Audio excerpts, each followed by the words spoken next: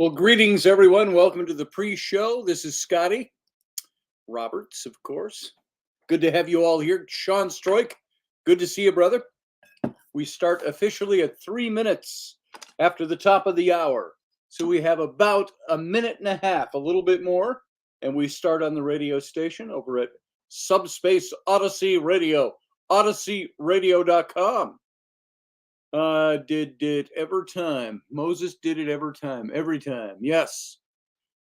He followed the standard practice of his day, but it wasn't necessarily the standard practice of his day, we'll find. That was standard practice in some times, in some periods, but a little later in biblical writ, you find many pharaohs' names mentioned in accounts. So why is the reason for that? It's be a little interesting study here we'll go through. And I agree with almost everything you're saying there, Sean. Good to have you here, by the way. We've got less than a minute. We go live over on Odyssey Radio, ODYSY radio.com, in audio format only.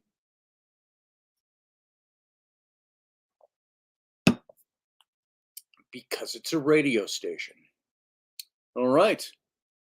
So my glasses are in severe need of a wipe off, but I don't have stuff here for it. I ran out of the little eyeglass pads. We got 15 seconds, so here we go. We're going to roll. We're going to go dark. Sit tight. We'll be right back.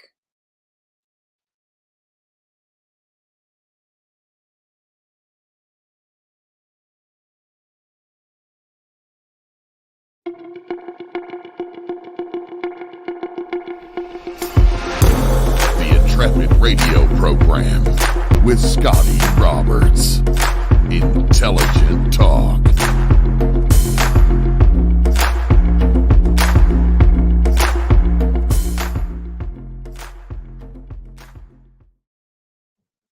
Well, happy Wednesday evening, everybody. I think it's Wednesday. Yeah, it's Wednesday. Well, it's Valentine's Day, February 14th. Happy Valentine's Day and happy Wednesday to everybody who's out there. Thanks for coming into the show. Thanks for being here. Appreciate your presence and your time. This is Scotty Roberts. This is my show, the Intrepid radio program, right here on the Odyssey Radio Network. That's ODYSY radio.com, where you can go hear this show in its audio format, or come on over to the YouTube channel, or many other places, the Facebook channel, the X, formerly known as Twitter channel. I don't think we are up on Instagram quite yet. That's coming, but there's a few other places you can find it. So welcome to the program, and glad that you can make it here. Professor Bauer says the term name pharaoh wasn't used by the Egyptians for the king. It was a lower level ruler name. Right, we get the word pharaoh is more of an updating or an extrapolation of terms. It's kind of like in the Bible. People say it talks about baptism in the Bible. Well, it uses the word baptizo in the Greek, but the word is actually not baptism at all. The word is immersion, dunking below the water and pulling up out of the water. Baptizo was the Greek word for immersion, and they used a transliteration of the word rather than talk about immersion, because the literalist Orthodox Church was using sprinkling of babies, touching water to the head, and they didn't want to have a political conflict. So I think there's all kinds of things like that. Pharaoh was not the word that was in common use at the time, but it might have been in common use by the time that these texts were translated into English. So what they talked about was the king, rather than the pharaoh. And we'll look into that a little bit and see if pharaoh even exists in the earliest transcripts that we have of these texts. It's kind of funny, you know, the New Testament texts as they appear, those are texts that date back to, you've got the Codex A and the Codex B and all of these things. You've got texts that date within 100 years of the time of their writing, which is it's good to be king, Jason Patrick. It's good to be king. And so we've got texts from the New Testament that would date all the way back to within 100 years of the time of Christ, or within the 100 years of the time of their writing in the first century, which is different than some of the Old Testament texts.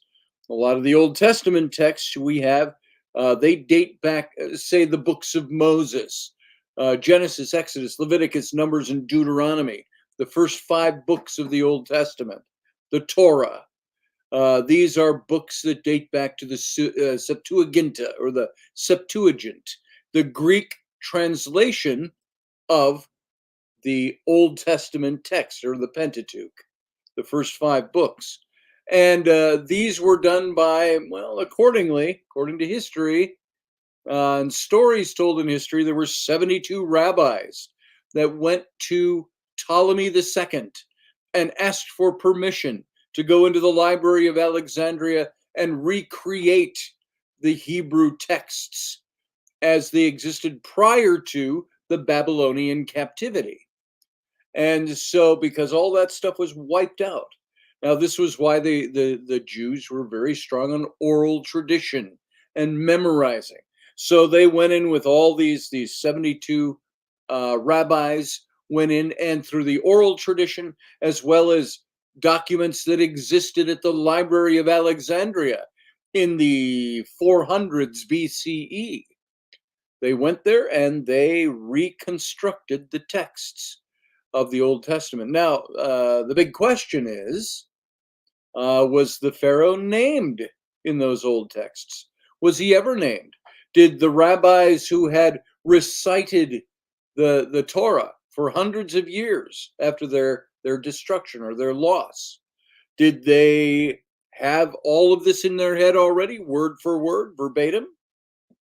It's gone down from generation. People go, well, you know, the old game of telephone. Well, the problem is telephone is a kid's game done in school to prove a point about transference of data, whereas rabbinic memorization of the Torah or Old Testament books was a religious practice, deeply meaningful, deeply religious, deeply culturally significant memorization. It would be like, just use something as simple as the Pledge of Allegiance to the United States of America's flag. Have those words changed? I know they added 2 words in the 50s, under God. Those 2 words were added. But have we forgotten that? No, because we've recited it for decades for that one. I pledge allegiance to the flag of the United States of America and to the republic for which it stands, one nation, under God, indivisible, with liberty and justice for all. We all recited that, at least when we were kids, if you're old enough. If you're my age, I don't think my kids quote the Pledge of Allegiance at school. You know, it's something I need to look into and find out. Anyway, moving on from that. So I think you had oral tradition that was kept over the years, but then the 72 rabbis went and reconstructed the Old Testament. And what did they write it in? What language? They wrote it in Greek.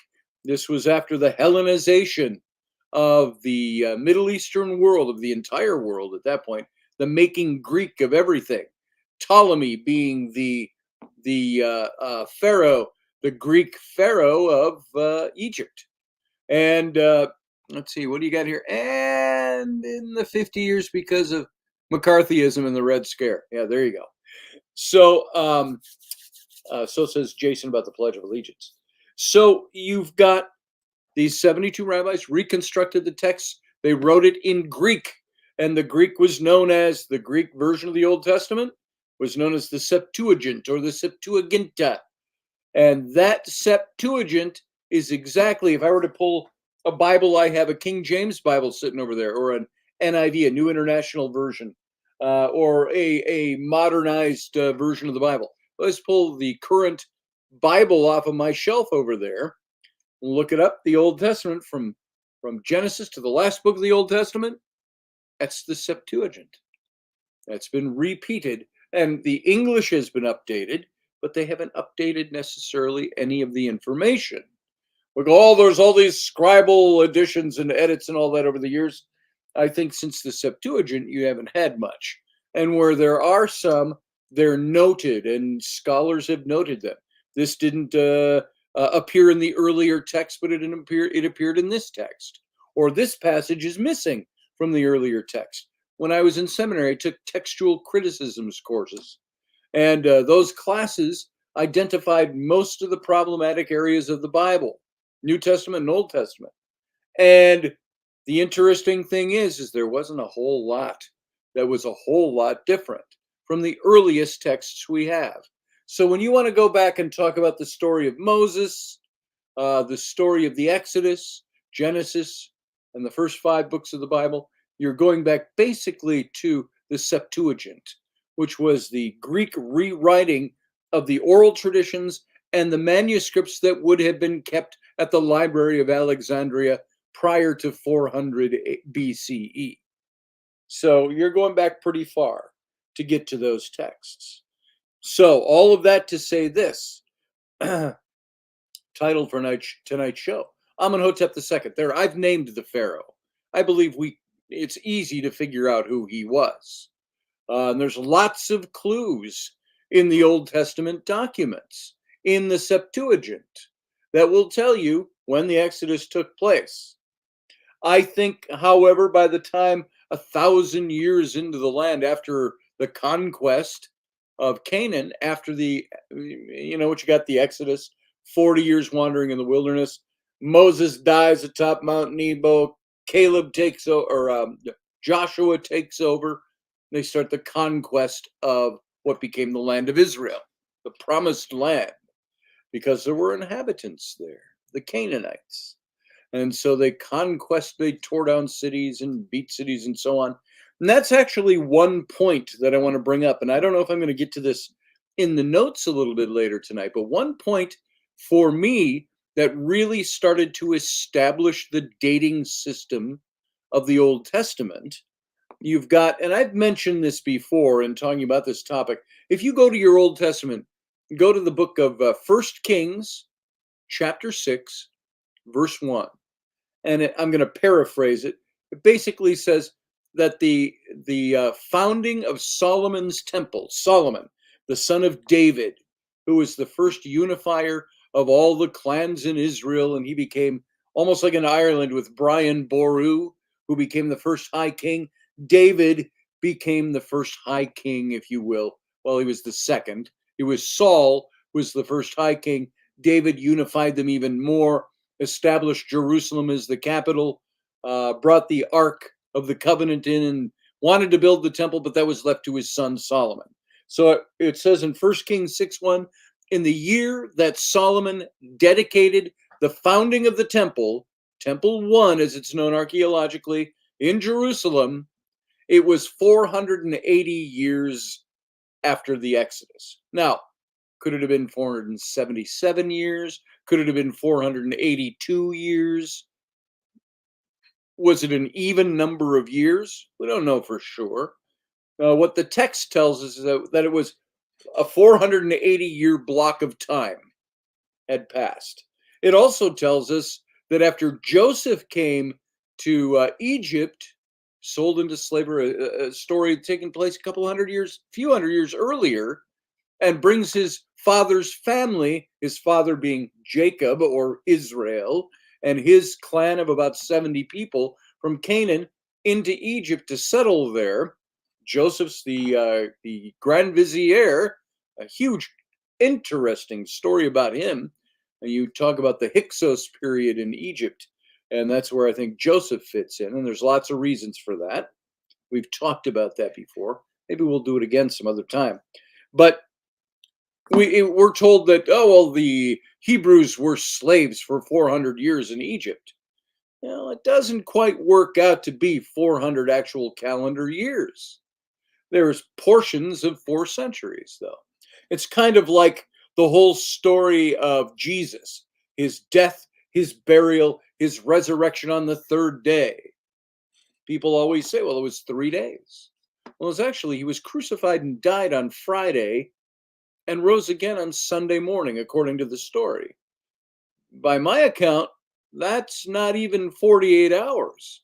So how could it be 3 days? Well, in the Jewish way of viewing things culturally, Friday was one day, Saturday a second day, Sunday the third day. Even though he died in the afternoon on Friday, was buried on Saturday or late Friday, buried all through the day Saturday, rose on Sunday morning. That's one full day and two little portions of days. So it's not 3 days, but we're told it was 3 days. So what does Jason say in the chat room? Not to be confused with Alexandretta. If you were, you've been they're digging in the wrong place. If you all know what that reference is. There's actually a picture of John Ward and I. We're standing in the temple of Hatshepsut, and John's wife Maria took a picture of us. We're looking at hieroglyphs, and where John and I looked at each other and was smiling, and we both said, and it wasn't, the context wasn't perfect, but he goes, they were digging in the wrong place. And so I've got a picture where we're doing the same exact thing. So anyway, thank you, Jason, for that archaeological input. So the big question comes in. Can we date the Exodus? Can we say something that many scholars will say the Exodus mythology never took place? Yet there's no direct archaeological data. You'd think there would be for such a major event as the Exodus, a major exodus or migration of people out of Egypt. But of course, that move out of Egypt, hey, Roy Palvidel, how you doing? That move out of Egypt, he's over in the chat room, was a migration out of Egypt, yes. But would it have been something that would have been recorded in Egyptian history? And where did it take place? Where did the Exodus happen? Did it happen from down 500 miles south of what is today current day Cairo, down the Nile in Luxor, what is today Luxor, which was ancient Memphis, or I'm sorry, ancient Thebes? Is that where the Exodus took place? You go down there now, you've got the Temple of the temples of Luxor, Luxor Temple. You've got the Karnak complex of temples, all on the east bank. The west bank, you've got the Valley of the Kings, which is just a few miles in. You can see it from the river. We would get off the boat coming over from the east side, the east bank, Luxor, and the temples, and we'd take the ferry boat across, and there's hundreds of ferries that go back and forth, little boats, 20 feet long, and they take you across the river for a few bucks, and we'd get off on west bank of Luxor, walk down the main street, and it was all very third world looking there, and we'd veer off on one of the side roads and walk back to John and Maria's house, back over by a banana plantation back there. And but you could see the Theban Mountains right in front of you. And we'd hop in the car, it'd be another 10 minutes up the road, and we'd be at all the temple complexes, Hatshepsut's temple and all those, and you'd follow the road around, you pass John Carter had a house there. Remember who John Carter was? Discovered King Tut's tomb. He had a house there right over by Valley of the Kings. You just go around that little cut in the Theban Mountains, and you were over in the Valley of the Kings. So 10, 15 minutes from John's house by the back roads, maybe 5-10 minutes. And just a few miles, all out in the open. You felt like you were all in the open out there, just going right over there. So anyway, I believe the Exodus took place up in Memphis, or ancient Mennefer, which is now today Memphis. That is where the Northern Palace was. That is where the great canals were. We talked about last time how Moses' mother hid him in a basket and didn't float him down the main channel of the Nile. The baby never would have survived. But she took him and she hid him in a basket and hid him in the reeds on the bank of the Nile, at the place where the Pharaoh's daughter, the princess, bathed in her pool there. So the only place that would have been done is off the main canals that were dug. which were the main roadways, if you will, the waterways to get around Memphis and northern Egypt. It also has, if you've got the slaves living in a land called, in the Old Testament, they call it the land of Goshen. Goshen, in the book of Genesis, where Joseph settled his brothers and his family. Well, Goshen is off to the east, a little bit north and east of what is today present day Cairo, and Memphis being only 25 miles to the south of Cairo. And so it's all just off to the east there. And there were passages in the Old Testament, the Exodus story, where it talks about, and Moses talked to Pharaoh, and he turned on his heel and left the court of Pharaoh. And that same day he reported the news to the leaders of the Hebrew slaves, to the the leaders of the Jews, who were in the city of Avaris, as we know it, or in the land of Goshen. Now, how could he do that in the same day? If it was all the way down in Luxor, that's not where that happened. It would have been the northern palace up in Mennefer. Go down, and all he has to do is ride the canal down a few hours, and he's over in Goshen. So this is where and by the way, the land of Goshen, ancient Avaris, was also known as the mud brick making capital of Egypt at that time. So you've got all these little factoids that start to put together. I say there's not always direct archaeological evidence, but I started to call it indirect or secondhand archaeological historical evidence. And I had my old professor told me, "Oh, Scott, there is no secondhand evidence. Evidence is evidence." But I called it secondhand because it wasn't something that you could find directly. So you start looking at all that. I think Moses' mother set him in the basket there because she was so Egyptianized. She wasn't doing something that later they could say, "Oh, that's just a myth," because they were playing off the story of Osiris being in a basket on the Nile. I say she did that deliberately. She played into the Egyptians by playing up the story of Osiris in the basket. Well, it says that the young daughter of the Pharaoh, that she found this baby, and that she asked, because Miriam, the older sister of Moses, said, "I know a woman who can suckle that babe for you." And she sent him back with his sister until he was weaned. And as the text says, until she was old enough to claim him as her own. So she was going to adopt him, but she sent him back to be weaned.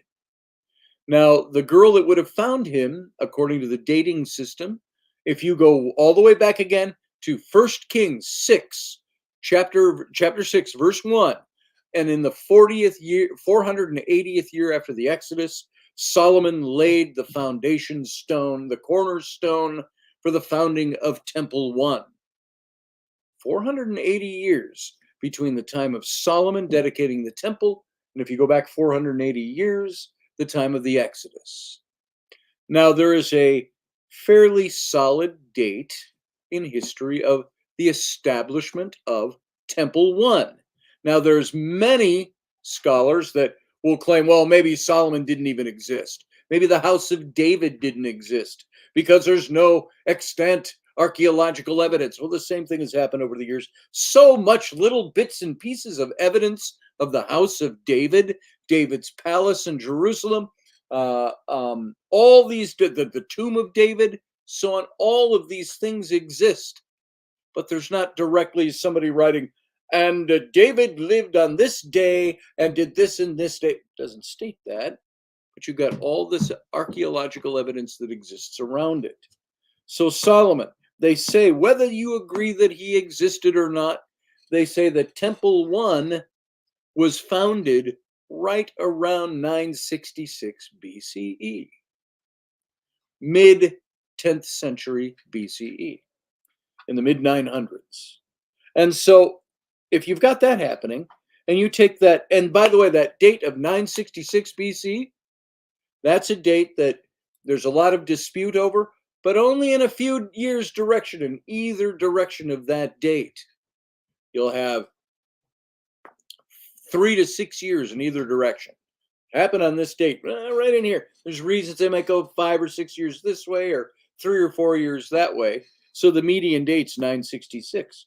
If you took that 480 years and added it on to the date going backwards in time in BCE, 966, 480, you end up with the year 1446 BC or thereabouts, give or take a few years in either direction. And so you start to look at facts around that. And you start to see if there's a case that's to be built. Does that biblical verse, is it accurate? Is it giving you accurate history? And what you find by going to 1446 BC is the Pharaoh who was sitting on the throne. Now there's four actually, different chronologies of the kings of Egypt, as they're called. And they shift a little bit in this direction or that. All 5 of them, none of them mesh exactly perfectly. And you have to account for, were they accounting this Pharaoh as a co-regent? Were they adding his co-regency on top of his regnal years? So on and so forth and all of that. So you end up with a median date of Amenhotep II being in his 5th year of reign in the year during or right around the year 1445, 1446 BCE. Then you start looking at his military campaigns. You look at his activity as a pharaoh. You look how long he was on the throne. You look at who was his grand vizier, who were the people around him, and you start looking at this dating system. If indeed the Exodus took place in 1446 BC, Moses, according to the scriptural tale, was about 80 years old at the time. So roughly Joe Biden's age, except it said when he died 40 years later, they said his eye was not dim and his natural force and mental capacity was not abated. It said in the old English about Moses.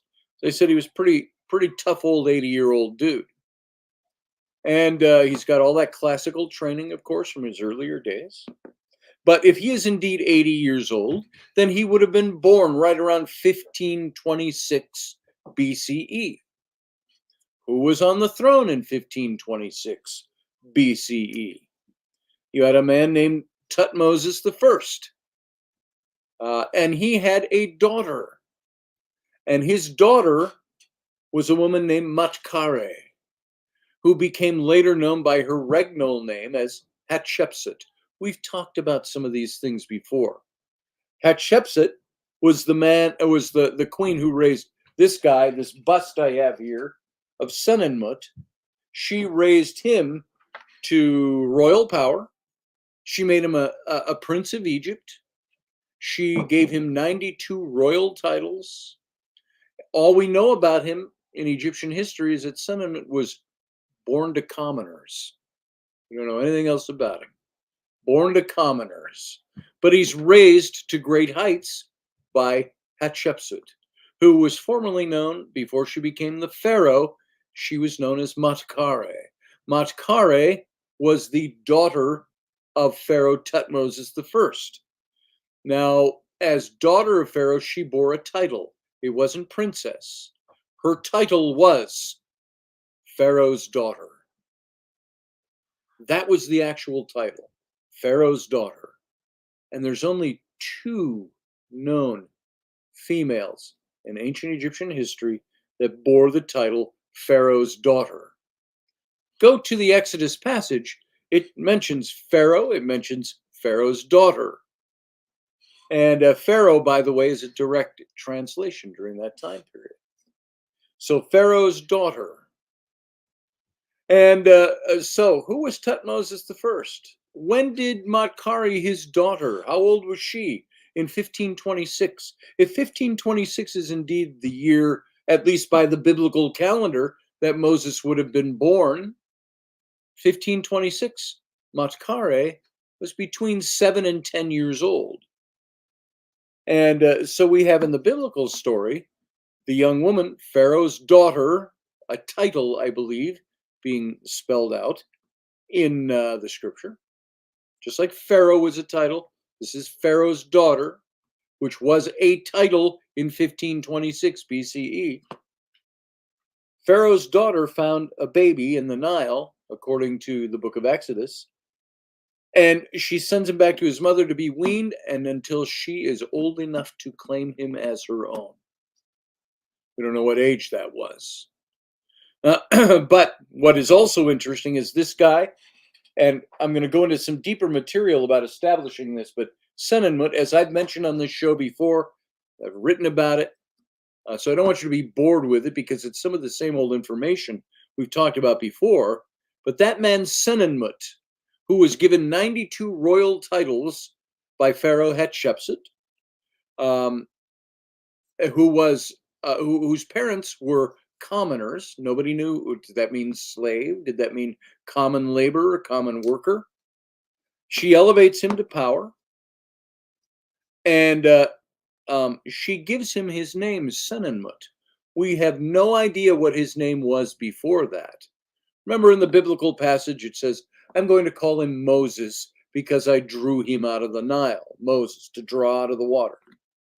Well, you also had her father was Tutmosis the first. Her brother, who became her husband, Tutmosis the second. His son by a harem wife, Tutmosis the third. Tutmosis the third's son was Amenhotep the second, the man that I believe was Pharaoh of the Exodus. So it says she renames him. She gives him the name Senenmut. What does she name him? She names him Senenmut. What does that mean? In Egyptian, Senenmut means mother's brother. It means literally, I, your mother, am elevating you to status of brother to the gods with me. Now we know Matkari didn't have any children except one. She had the Princess Nefruri, who died around age 15 or 16. And that she had appointed Senenmut to be, at first, the tutor to the royal daughter when she was married to her brother, the Pharaoh, Tutmosis II. And remember, tutors back then weren't school marms. They were usually generals who had a gloriously marked history, military history. They were noblemen. Those were the people that were appointed to be the royal tutors at the time. And so here is Senenmut, appointed to be the royal tutor. And from there, she gives him all his 92 other royal titles. Senenmut, she names him. And Senenmut means mother's brother. I, your mother, am elevating you to status of brother to the gods with me. Senenmut, who I believe was Moses. I believe Hatshepsut, known as Matkari in her earlier days, was the young girl who found him in the Nile, Pharaoh's daughter, because a lot of other archaeological historical facts around them make those factoids make sense. All right? Secondhand facts, you can call them. Secondhand historical data, secondhand archaeological information. So you have what happens to Senenmut, this guy. When he's about the age of 40, by the Egyptian chronology, he disappears off the scene completely. He has two glorious royal tombs that he made for himself. One is, both of them are right in front of Hatshepsut's temple in Luxor, Deir el-Bahre. And her temple is carved out of the mountainside, the cliff face, which if you just go right over that cliff face, the other side is the Valley of the Kings. And Senenmut created these two tombs. And one of the tombs, if you did a cutaway, I've talked about this before, over on the other side in the Valley of the Kings was Hatshepsut's tomb. And it's cut down through the cliffs. You have to climb way up on the ladders into the cliffs. And then it goes down into the mountainside and down into the ground where her tomb is. if you go to the other side, the east side of the Theban mountain range, which is just a ridge, you've got Senenmut's tomb at the temple of Diyar el Bahre, Hatshepsut's temple. You go down into his tomb shaft, and if you were to take that whole scene and do a cutaway underground, you'd have the temple, the Theban range, that ridge of mountains. You'd have her tomb over here and Senenmut's tomb over here. And they both went underground, and they met underground within feet of each other. Now, there's a lot of speculation that Senenmut, this guy, and Hatshepsut had a love affair. And that it was a lot like, and this isn't a biblical story, this is an Egyptian history, that they had a love affair. And that he was like Essex was to Elizabeth I. Never married, they never had children, but there was a love affair. And he was the grand royal architect. He built her temple, he built her tomb, and he built his own tomb, and he built them to meet underground with just a little bit of rock face in between them. I am live, Kelly Bell. I'm always live. This show is always live. I don't think I've done a recorded show for Intrepid Radio for 2 or 3 years. That doesn't mean we won't ever do any again. But yes, we're live. We are always live. Kelly Bell, you can take that one and spread that all around. This show is always live. So, yeah, right now it's 9:37 p.m. my time in central United States. So, and we've got about 20 minutes left of this show for the radio audience. Then we go to the captain's cabin. So, radio audience, keep that in mind. Right after this show ends in almost exactly 20 minutes, which will be 9:58 or 10:58 if you're out east. We have a couple of minute break, and then we go live. We just carry right over into the captain's cabin. So you can join us at the captain's cabin over on the YouTube channel. All right. Some things cannot be scripted. Says, sir, I don't know what that one's for, but there you go. So you've got this whole situation that's going on with Hatshepsut, with Senenmut. There's many things that happen with Hatshepsut and Senenmut after their deaths, 40 years after their deaths.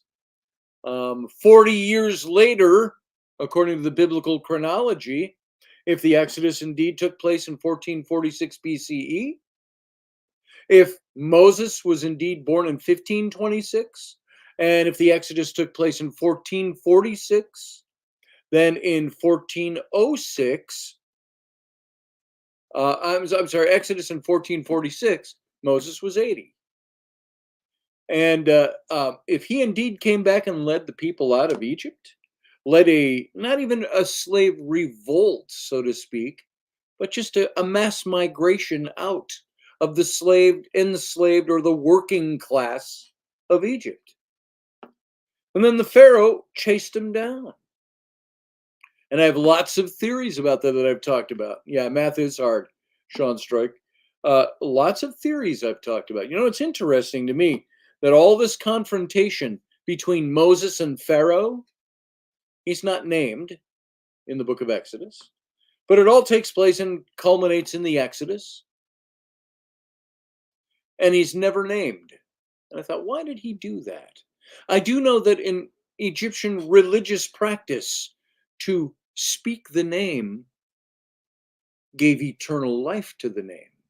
Was there anything on Moses' part that says, just not going to speak the name into eternal life? The Egyptians can do that. I'm not going to do that. Was that his reason for omitting the name? Were the names lost to the 72 rabbis when they wrote the Septuagint 1,000 years later?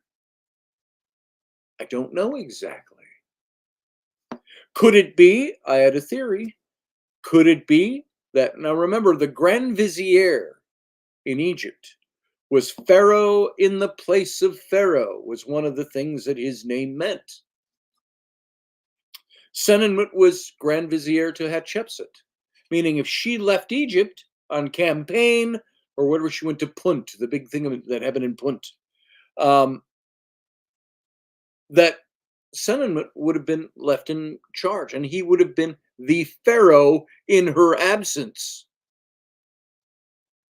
Same thing with Amenhotep II. We know that he had 5 military campaigns out of country in that first 5 years of his reign, which took place that first 5 years, the 5th year of his reign, 1446 BC. The date we plugged in is the Exodus, if we base it on 1 Kings 6:1. He would have been the pharaoh on the throne, gone through 5 military campaigns. It says that when you see him after the Exodus, after the slaves have left, he comes on the scene and he asks, almost like he's been surprised, "Where are my slaves?" he says. What does he do? Mounts up his army. They take off after them. Now, here is a scenario that I have thought about. I don't know anybody else who's presented this information. I'm sure it's not new with me over the centuries, but I thought, what if the pharaoh that Moses was encountering was not Amenhotep II, but was Amenhotep II's Grand Vizier, who was a man named Rechmir, who was about the same age, if not a couple of years older than Moses. He would have been contemporary to him. And that if Moses indeed did grow up in the courts of Pharaoh in that time period, Rechmir would have also gone to the school of the nobility. At the same time, he would have been a contemporary of Moses when Moses was Senenmut. Also, he was an elderly man by the time. He was in his 80s. Is this who Moses encountered? Did he recognize Moses? Did he know him? I know who you are. Moses didn't make any beans about, I was once nobility here. I think everybody knew that. He was the great murmur in the court of Egypt. And people feared him. It said the whole court, Pharaoh's court, feared him. He was a foreign dignitary, a foreign leader to them, even though it was of the slave people. So when he came on the scene, was he dealing with the Grand Vizier, Rechmir? And was Amenhotep II fresh home from campaign? This is why they could mount their chariots and armies almost immediately, because they were still, in a sense, hey, everybody, saddle back up. We're heading right back out to chase down the Hebrews. So, big questions there. Who died? Who was the firstborn that died? Did Pharaoh lose a son? This is interesting. We're going to cover that in this little mini series as we go on with it. But for right now, let's get into some more of this material that I started with the other day, mostly because I think this is really fascinating stuff. And I started talking about these 3 introductory background pieces of matter that we have to deal with on finding out who was the Pharaoh of the Exodus. And the first one was we started discussing the reason for Moses' omission of the Exodus Pharaoh's throne name. Now, every time Moses wrote the dynastic title of the Exodus Pharaoh, it was devoid of his pharaonic throne name, like Sesostris or Amenhotep, Tutmosis, etc. And writers, especially writers of historical books in the Bible, who routinely transliterated each of Pharaoh's praenomen, his pharaonic name, beginning with the reign of Pharaoh Shishak, appeared in Scripture.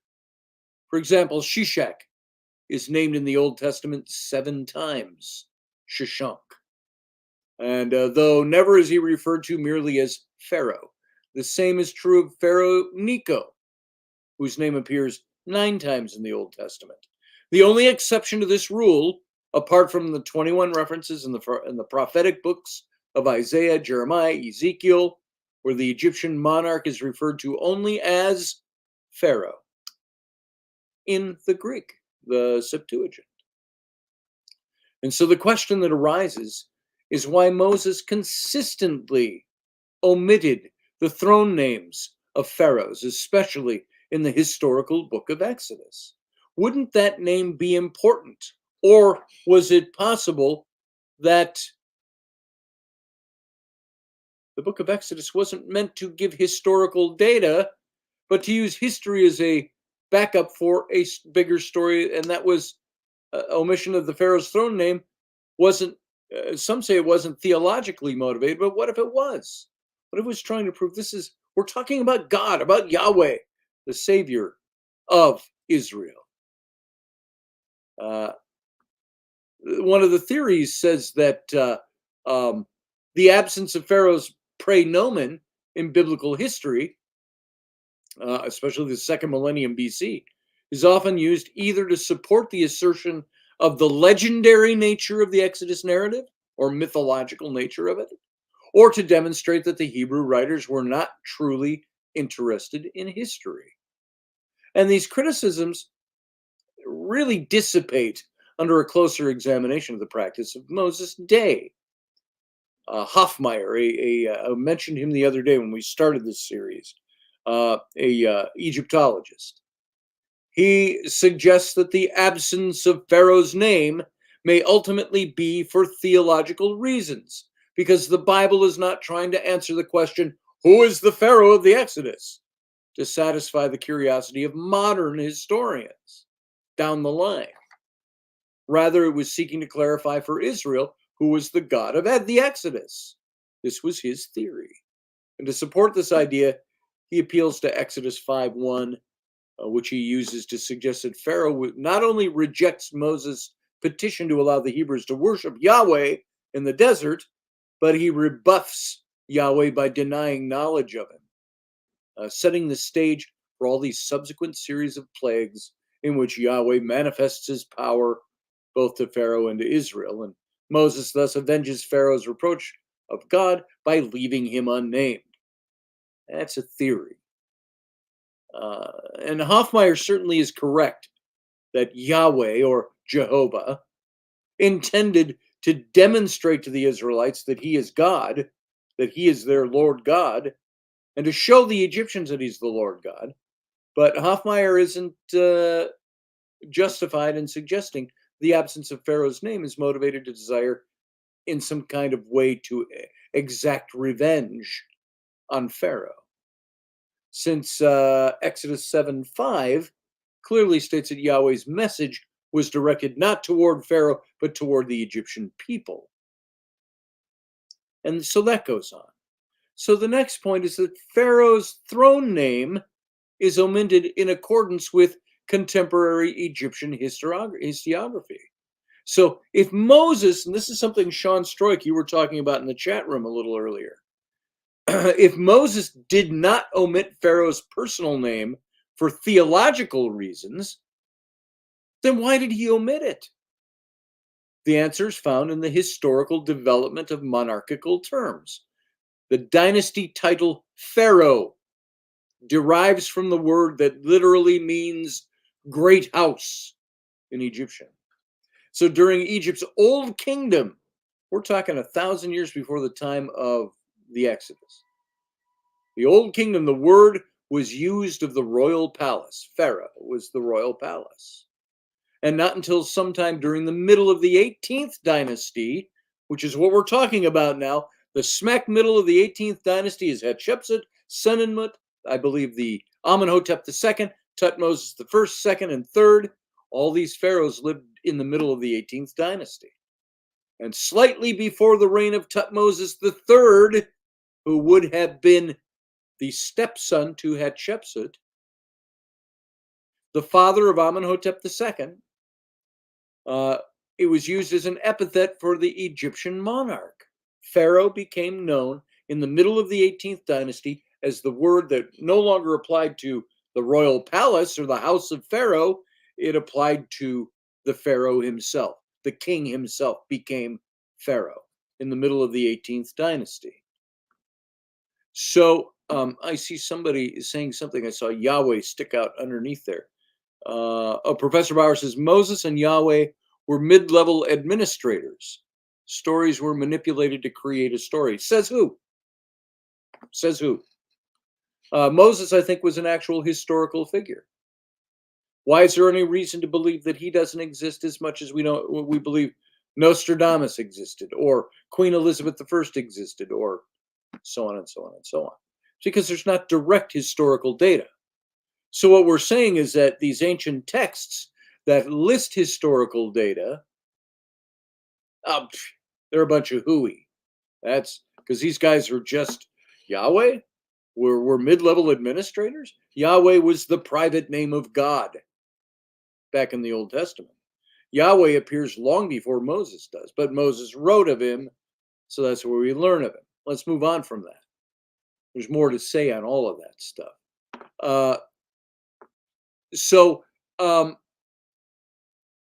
Regarding Pharaoh's throne name, during Egypt's Old Kingdom, the word was the royal palace or the royal family, the royal house became known as Pharaoh. So the father Amenhotep II was used as an epithet for the Egyptian monarch. The standard practice of Thutmose III's time was to leave enemy kings unnamed on official records.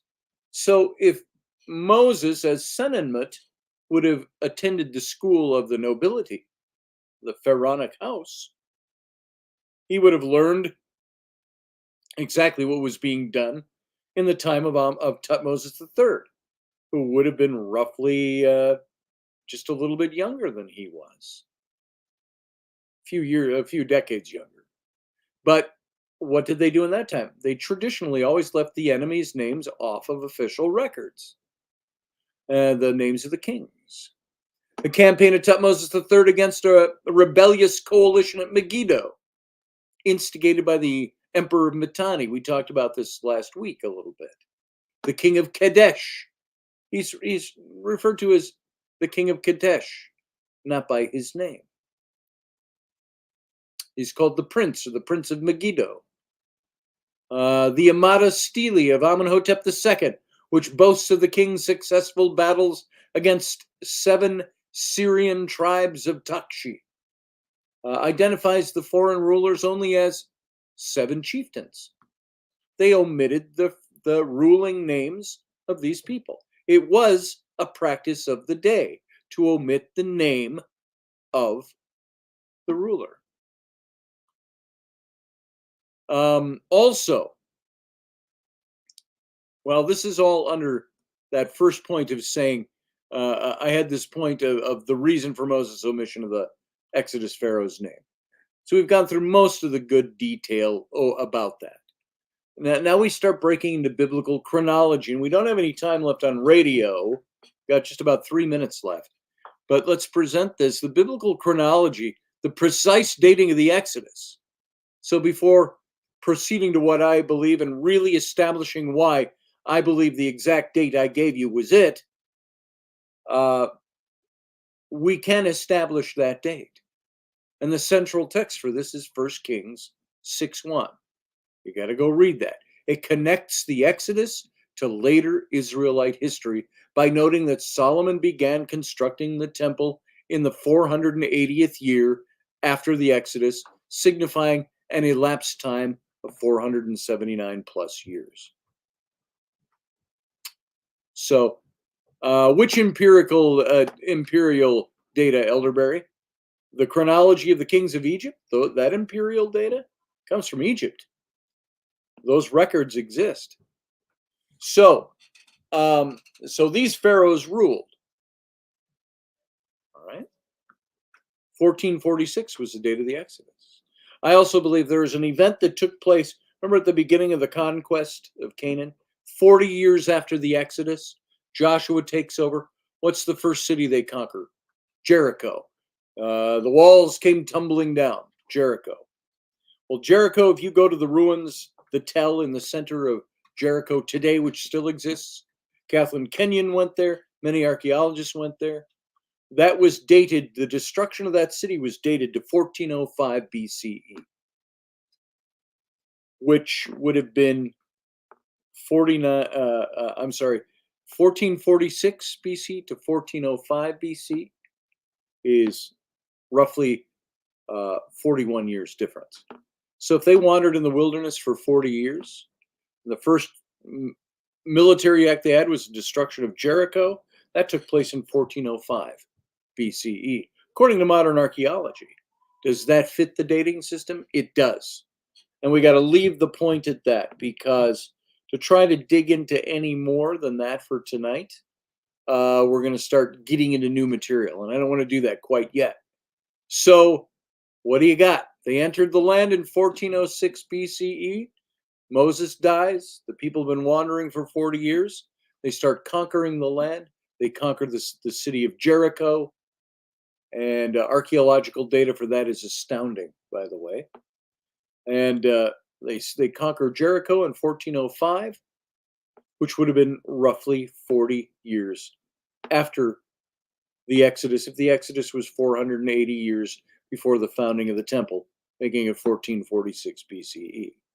That, to me, that date alone of Jericho, the destruction of Jericho, should be enough for most people to go, okay, that's starting to make sense. All right, we'll pick that up later. We're going to go over to the captain's cabin. But for now, I want to say to the radio audience, thank you for being here. Thank you for giving us your time. Come over to youtube.com/Scotty Roberts. Find the captain's cabin. It'll be playing there in just a couple of minutes. Everybody else, sit tight. We'll be right back. Radio, live long and prosper. Join us every weeknight at 9 p.m. Central Standard Time, 10 p.m. Eastern. The Intrepid radio program.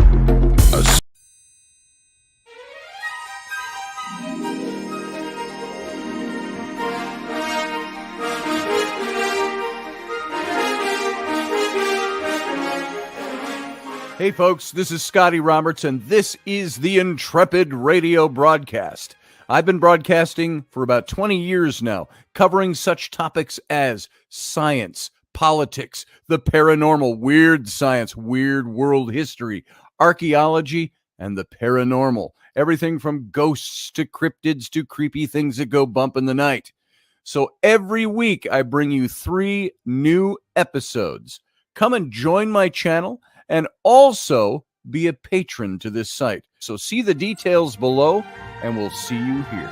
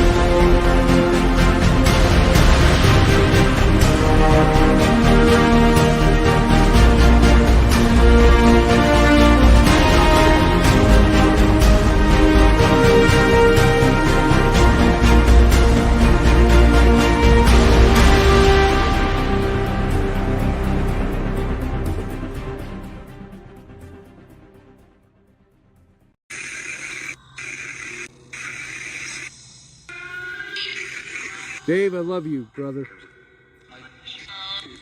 I miss you too. I miss you too, I heard. Yep, Did you guys hear that? I heard that. I miss you, Dave.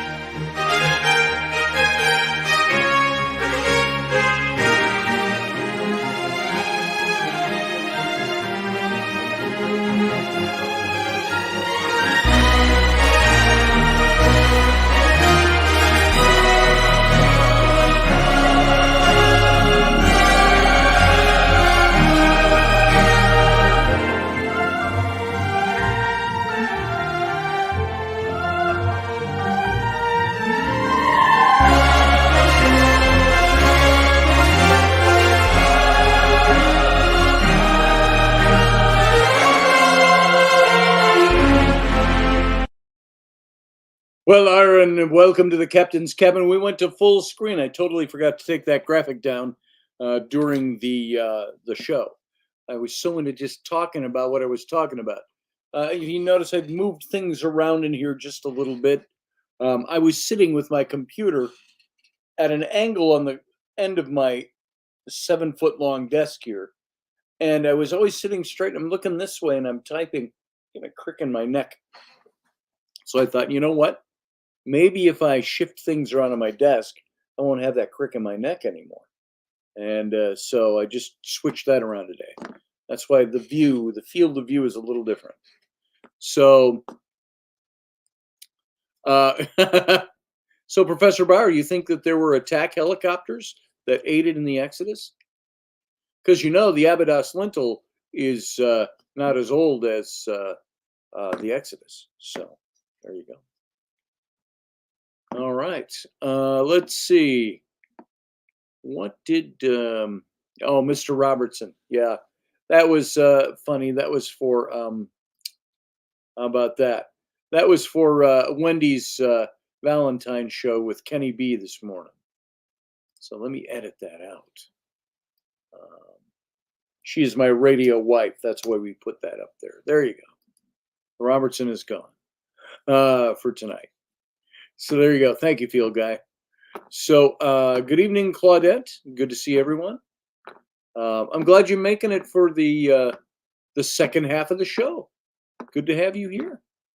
I know everybody's schedules are weird, so hopefully you'll go back. You can hear the recording in the archive of the first half of the show. It'll be over on YouTube, and it will also be over on the Patreon site.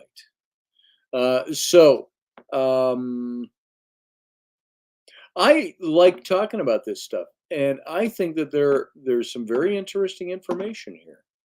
I think the historical information starts to, and I'm not presenting everything right now, I'm giving you an overview of these things. We can dig into this. This gets pretty thick and pretty deep in establishing the dating system, in establishing the dates and the things that happened during those time periods. The whole issue of the name of the king of Egypt, yeah, it wasn't used commonly. It was known as king. Pharaoh didn't come into play as a word used to describe the king himself until the middle of the 18th dynasty, which was just about the time that Moses was born. So that's when that came into play, and it was used thereafter. So, LOL, Professor Bauer. What did Professor Bauer say? Oh yeah, that joke. He was the first person to download instructions from the cloud on a tablet and not read the T's and C's. And not read the T's and C's. I'm not sure what that means. The T's and C's? He was the first to download instructions from the cloud on a tablet and not read the T's and C's. Not sure what that means. T's and C's? And by the way, terms and conditions. Duh. All right, there you go. My mind was in a totally different place with that. So the terms and conditions, right. And technically, uh, according to the story, was it a cloud that God appeared in on the top of the mountain? I don't know. It says the tablets were written with the finger of God, which could be poetic language just to mean that, you know what, Moses wrote inspired by God. We don't know for sure. So titties and cookies? Asked Field Guy. Maybe. There is that.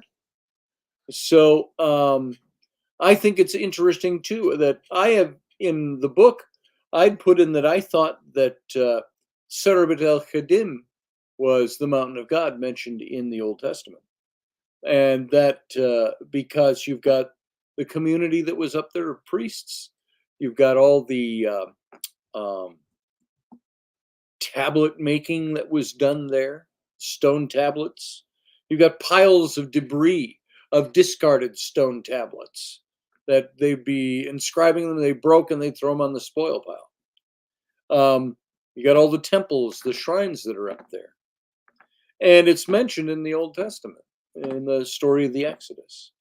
Now, Flinders Petrie, archaeologist in the late 1800s, early 1900s, he thought that Sarabat el-Khadim was Mount Sinai. And so we went up there, we kind of thought, maybe this is true, maybe this is so. You got Hebrew inscriptions, some of the Paleo-Hebrew, pre-Hebrew language as we know it today, was inscribed in some of the walls of caves up in those mountains, on the walk up to the temples up there. Because they were mining copper, they were mining turquoise up there. Sucks if you make a typo. Oh! I meant eyeball with a slash, not fish with a slash. There's some comic meme I saw that was, no, you got it all wrong. It's not bird and two wavy things. It's a, what do you say? Wavy thing, like the I after E except after C or whatever. That one of those rules. I played on that. So I think it's very possible that the Mount Sinai of the Bible was actually in what is today Saudi Arabia. Interesting stuff. So I think there's still a lot to be studied because there is a site over across the Gulf of Aqaba, not just the Red Sea. Remember, it says that the Israelites, they went across the north of the Sinai and they went down. And there is a place that seems to have a lot of the physical characteristics. There is a place in Saudi Arabia that shows there's remnants of settlements that were there for the 12 different tribes. There's calves inscribed all over the walls, the Hathor, all kinds of archaeological evidence that could very well have been the site. And the Saudis don't let you in there. They've got it closed off. Why? The Arabic world doesn't really want to give Israel in current day any kind of claim to the land. And so that's why they don't allow a lot of study and research in there. So anyway, leaving it at that. That's all I got on that. We won't pick that up again till tomorrow. Anybody got anything exciting you want to talk about in relation to what we're talking about on the show? You can call in and we'll talk. So other than that, we'll give it a 10 count, a slow 10 count, and see where everybody is. If you want to call in and get involved in discussing this topic. Otherwise, we will leave it for the next time to re-engage the topic. As for right now, I wasn't here on Monday. No big problem. Just exhausted. Just totally exhausted. Burning it at both ends to get a project for a client done. something had to give. It had to be the radio show. My apologies for that. And you wouldn't have enjoyed the show if I had done it that night anyway, Monday night. Said nothing to give, no mental capacity. So, JP Professor, do your thing and filibuster till 3 a.m., says Field Guy. Now, they can only go till 11. So if they want to come in and talk about this topic, they are welcome to come in and talk about this topic. So there it is, JP smiling. Other than that, I got nothing much left. I should have a plan B. I could certainly back up. I could read something. I got nothing else prepared to talk about. I could go on this topic, but then it would be more of the show. The radio audience would miss that. So I can do other things. I was going to talk about tarot tonight. I do have a tarot reading that I do every day. Card of the day over my TikTok. Some of you have had people go, I'll never listen to TikTok. China. I don't really care. When it comes down to TikTok isn't a problem for me. But if it's a problem for you, you don't have to go over there, certainly. But if you'd like to, go on over to my TikTok and find me and follow me, and we do a card reading of the day every day. So I started that about 2 weeks ago. That's not a very long time, but Barbie D, thank you. Saying I'm entitled to take time off. I appreciate that. I don't want to let down the people who support this show, though. But every now and then something's got to give, and it's got to be sometimes just my time. And I appreciate that for everybody who supports that and supports this show. I thank you for that. You being one of them, Barbie D. Appreciate that. Let's see, because my friend wouldn't leave me alone. I had to make one because my friend wouldn't leave me alone. Oh, I took a few days off and no one noticed, said Field Guy. Oh, your listeners probably did. So,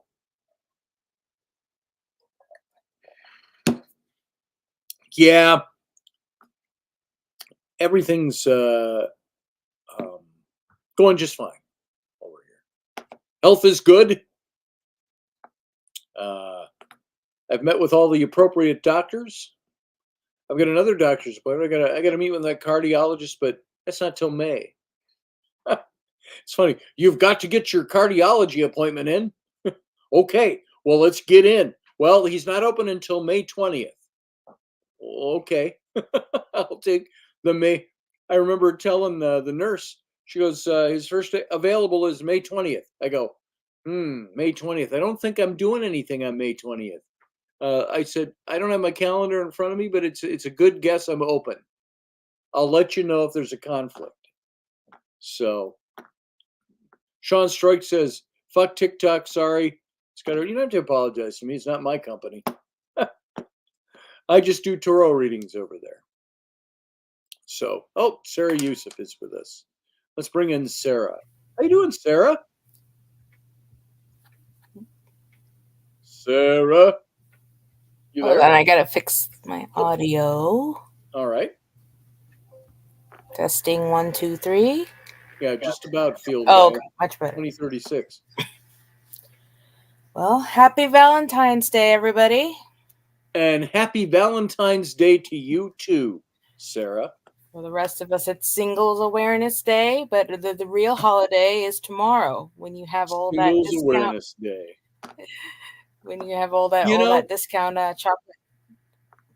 Wendy and I talked about Valentine's Day yesterday on Robertson, and a little bit again today on she was doing a joint show with Kenny B, Morning Coffee with KB, and Wicked Women, and they were talking about it, and I got to talk a little on there too. And for me, Valentine's Day, it doesn't mean anything other than you're marking a day when you're supposed to be kind of celebrating the things you're supposed to be doing every day anyway.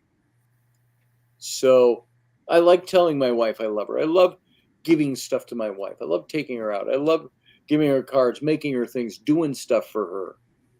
I don't save that just for Valentine's Day.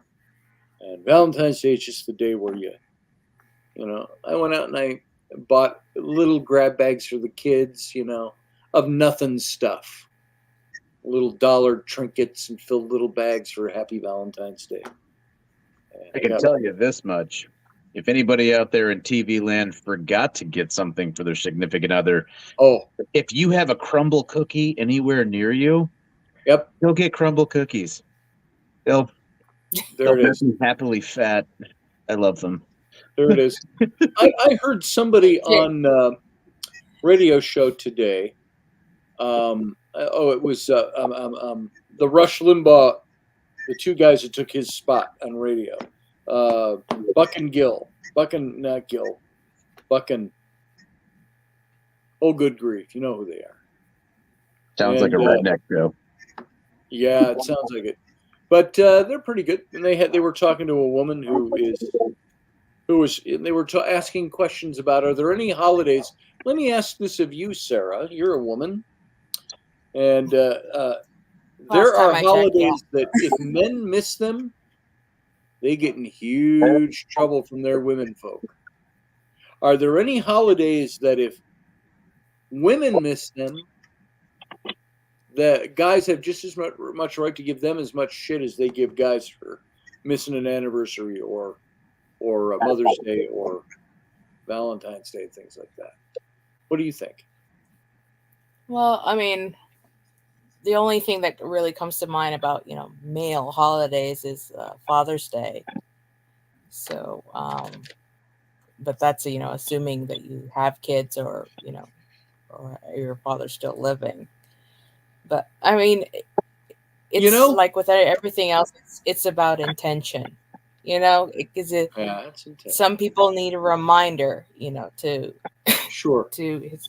hey, you get bogged down with the day-to-day stuff where you remember to love each other. I mean, you don't have that problem, but I mean, and of course, Mother's Day and Father's Day and Valentine's Day, they're all made by Hallmark, or whoever. Well, I mean, it's a celebration of relationship. It's a celebration of relationship and the love that it entails. Because that's why there is a point, by the way, with that. That's why we're on the planet, to love each other. So I went to the scout meeting the other day for Ellery's scout troop, and every year, and I was reminded of this year. They took the parents aside and had a little parent meeting on things, and there's this big thing that falls on Father's Day, some kind of camping weekend, and overnight camp thing, and it was. They do this every year on Father's Day weekend, and I said, "This is on Father's Day, right?" She said, "Yep, it is." And she gave me the "Yep, it is" and I don't want to hear about it. Because I thought, what if we scheduled an overnight for the boys to go camping on Mother's Day weekend? Would that be as acceptable? No, it would not. So, that's dependent on the relationship. Well, right, but you know what? Here's the interesting thing about that. If growing up when I was in Scouts, if there was something that was on Mother's Day, and it was like, hey, can we go to the camp out on Mother's Day or whatever? My dad would be like, no, that's Mother's Day, and we need to spend time doing nice things, whatever, for Mom. Yeah, but is that out of reverence? Is that out of conditioning? That's one of those. Probably a bit of both. Discuss amongst you. You're right. Yeah, exactly. I mean, it's like an acknowledgement of what does your mother do for you, 360 the other 364 days of the year versus you just making her breakfast and giving her a card. I mean, it's big. Disparity of energy. It's like it's just showing appreciation for what they do. Yeah. Right. I mean, just being appreciative rather than you say, "I hate you, Mom." Yeah.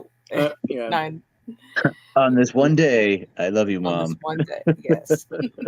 Yes, just one day a year, I'll get you some flowers. I'll take you to breakfast. It's always got to be brunch. Take you to brunch, Mom. Why not take her to dinner? Well, you get Well, you because get it's on a benefits of Sunday and everybody's breakfast going and to work lunch. the next day. You get Brunch, breakfast get to and sleep lunch. in. Yeah. Yeah.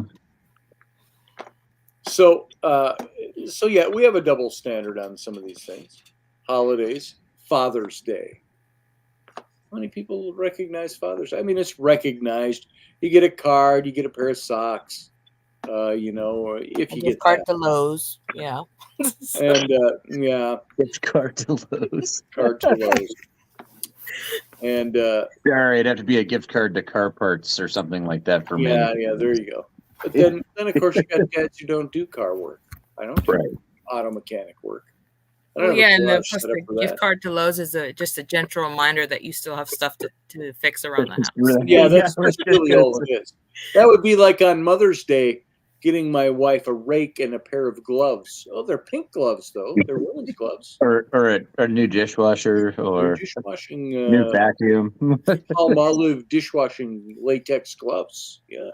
Right. Hey, happy Mother's Day, Mom. That would go over well. Like they say, a lead balloon. But there's that standard, though. Why is it that men aren't treated as well? I mean, it depends like I said, it depends on the relationship and how they feel about each other. And yeah, people but in tend to use rather than use the words and tell somebody, you know, it's this big, complicated system of trying to measure how much someone loves each other. Rather than just saying it, which is, you know, it's both the easiest and the hardest thing to do. Well, like on an individual level, yeah, the relationship dynamic is obviously going to dictate, but on a broader level, I think is where Scotty was getting at. You know, if you look at Barbie D, by the way, at a societal level, it's like, yeah, Father's Day, and Mother's Day. It's like it's Mother's Day. You know, like there is a, you know, a definite emphasis placed on the other syllable. Right. You know, like it is kind of a double standardy kind of thing. But like at the same time too, I think guys we kind of do it to ourselves. Because like Scotty, and if you disagree with me, you know, speak up, right? But like, quite honestly, the only thing that I care about with Father's Day or even my birthday or Christmas and any of the gift giving days, right, that are related to me or everyone's getting a gift, you know, I don't really care as long as even there was just a little bit of effort, there was some sort of like, oh, you remembered. That's all that really matters. That's it. And, you know, so we've kind of done that to ourselves. I don't know. Maybe we should, like, you know, start a movement where we get huffy and pissy when we didn't get, like, you know, a similar shitty tie for Father's Day, along with a hastily gotten card, and you know, give them the cold shoulder, stomp around, you know, I'm going out, yeah, I'll be back, slam the door, drive off, like, you know, let's turn the tables, you know, let's see what happens.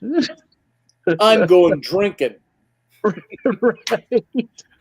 We do it to I think we do it to ourselves, because at the end of the day, typically speaking, men, when it comes to stuff like that, are pretty simplistic creatures. We are. And all we really even appreciate is the effort and the thought. Like, it doesn't need to be anything big. Like my kids are teenagers, so like, you know how that goes, Scotty. Once they hit teenage phase, like, you know, communication gets wonky, to say the least. And they usually hate you until they reach their 20s. Right, you know, or, you know, they don't return texts for days, and then, like, you know, 2 weeks later they answer a question that you asked, and you're like, what are you even? Okay, you know. But it's like, for me, if I get a text from my kids saying Happy Father's Day, you know, because my kids live in Virginia with their mom and stepdad.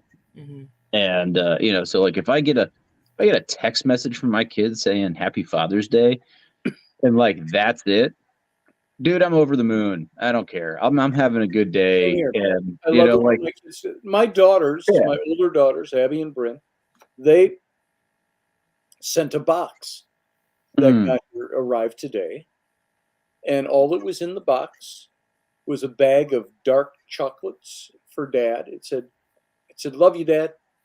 Happy Valentine's Day," and then a heart-shaped box of chocolates, a mini one for Rainy, and something like that for each of the kids, and just little bits and pieces of things of candy and cards. That's all that was in it. It was just a remembrance, and I'm like, my kids remember me, and I love that, and they're very good at that. That means a lot, even from my wife. You know, my wife gave me today. She gave me this morning. Oh, this is your Valentine's gift, and she gave me. It's a little bag. It's from the Science Museum in Minnesota, where she took a field trip with Ellery a week ago Friday. Mm-hmm. So for 10 days, she's been sitting on this. I don't know why she didn't give it. You know, we always have the problem of buying gifts for each other ahead of time for something. Yeah. And we always go, I got to give you this now. You want it now, or you want it 2 weeks from now when the day is? Give it to me now. Okay, here it is. We do that all the time. But she gives me my gift this morning, and it's a Star Trek coffee mug. One of those, when you heat it up, it's got them all standing on the transporter. When you heat it up, on the other side, it shows the planet's surface, and they all appear on the planet's surface and disappear from the transporter. From the heat of the coffee. So she gave me that. Ellery gave me a set of playing cards, regular playing cards, but they were Star Trek themed playing cards. Mm-hmm. And there was a bunch of candy, chocolates in the bottom of the bag. No card, no nothing. But I was sitting on the sofa, and Rainey came over and didn't crawl into my lap, but like kneeled on my lap and leaned over, gave me a big kiss, and said, "I gotta go. Bye. Happy Valentine's Day." And that was pretty much it. And I gave her stuff a little later today when she got back. So yeah, that's all it has to be. Right. I mean, it doesn't even have to be anything complicated or big or anything. Just a small gesture. And you know what? Like, I don't know. Maybe that's just something that's handed down generationally between men. Yes. Because my dad was that way. Well, I mean, he's still that way. You know, and that poor man got so many ridiculous ties from me over the course of, like, you know, and the thing is like, you know, he still has a bunch of them. Nice. You know, like and there's one that he actually wears pretty regularly seasonally, you know, which is it was a Christmas tie. And it used to play Jingle Bells when you'd squeeze the tip of it, you know, or one of those Christmas carols. And you know, dude still has it, and it's kind of a ridiculous tie. But like that's the thing is, you know, things like that. It seems like, you know, oh, just another whatever, but you know, because somebody made an effort. I mean, heck, I've got things that, you know, my ex's son gave me. Like, I still hang on to them because it's the good kid doing a great gesture, and you know, it came from a place of caring and things like that. You know, and it's like what most people would think would just be like goofy stuff, like a green rubber squeaker chicken. Like he was out someplace and he saw it and he was just like, "This is funny and it's goofy and it makes me laugh and it makes me think of Jason, so I'm going to get it." Nice. And so it's like, you know, hey, here, you know, this is in you know, whatever, you know, a box or bag of stuff, you know, whatever, and it's like, oh, cool, rubber chicken. Like, yeah. I don't know. It made me laugh, and it made me think of you, and I figured you'd appreciate it. And I'm like, well, I do, bud. And I set it up, you know, out there where anybody who comes in the house could see it. Like, and it's still there. and I still appreciate the gesture. Like things like that carry a lot of weight. My son does that for me. My daughters does that kind of things for me. Yeah. My daughters do that kind of thing for me. There's a thing sitting right up there. Yeah. Why does it gotta be that, we've got to take her to a nice dinner. Right. And there's got to be a nice whatever, and like there's expectations that have built up. Like, right. I have to stop myself before I go down there. Maybe that's built out of guilt. So I do it, but it's nice that she does it. She's not expectant of that. You didn't take me out to a nice dinner last night. Oh, well, I took you out to a nice dinner last week. Well, that doesn't matter. It's not on the date. Right, like the effort and doing the nice thing doesn't matter. Like it doesn't carry the same weight. Like I hate that kind of stuff. Yeah, same here. So just a difference of value. Yes. Perspective. So. Oh yeah. Anyway. I wish they could bring back the old the Regency era of vinegar Valentines. Have you seen those? No.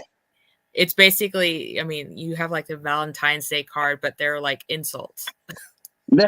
Oh, that's hilarious. They're called vinegar Valentines, and they would have to be nice. I have to go look this up. Oh yeah, you should. You definitely should. But